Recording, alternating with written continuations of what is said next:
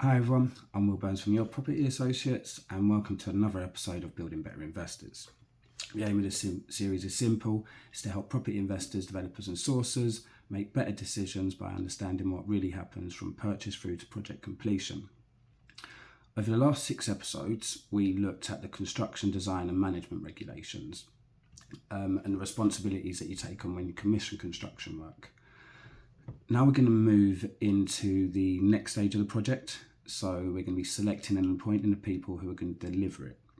So the first thing we need to understand is that choosing a builder isn't simply just a construction decision, it's an investment decision, an important one. Because your contractor can influence the cost, the program, the quality of the work, the safety, compliance, and the cash flow throughout the project. They can also have a positive or negative influence on your relationship with your neighbours, building control, the designers, lenders, and anyone who's sort of involved with the project. So as investors, we run the numbers and, you may purchase a property at the right price. You may have completed a detailed appraisal of that project, and then you go to appoint a contractor and you get 2 prices back. Now, imagine you're doing a 3-bed house that's in need of complete modernisation. And contractor A comes back with a cost of 58k and contractor B comes back with a cost of 67. Now, at first glance, contractor A appears to sort of save you nine grand straight off the cuff. But you've got to evaluate or assess their quotation in detail. So does it include the scaffolding that's required, the waste removal, the electrical certification, floor preparation before your carpets or your vinyl or your tiles go down, or your decorations? Does it include all of that sort of stuff that the contractor B may have included? Because they could also have lack of resources. So you've got to take that into account as well when you're looking at a quote. You've got to ask them how they're going to sort of manage and resource your project. Have they got other projects on the go? How much labour do they have? So that's another important thing to be looking at with the quote, because contractor A may give the 58k, but they've got another 3 or 4 projects on the go and they're going to use your job as a hospital job. Whereas contractor B may be slightly more expensive, but they've included the scaffolding, the waste, the electrical certification, the floor preparation, and they're going to be able to provide labour throughout the project and to be able to hit the agreed program. So contractor B could potentially be the better outcome from the beginning.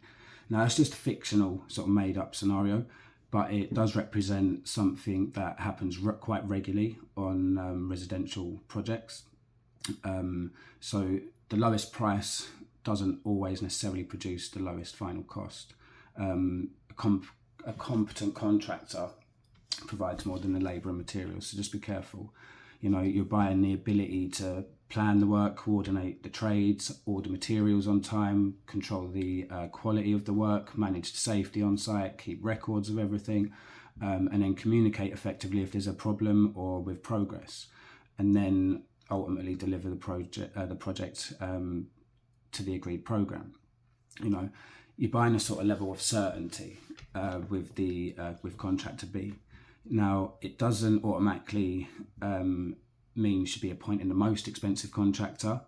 So don't sort of go, we'll go for the most expensive. It means what you should be doing is assessing the overall value rather than just looking at the number at the bottom of the quote. Now, a practical way to do this could be to create a contractor scorecard.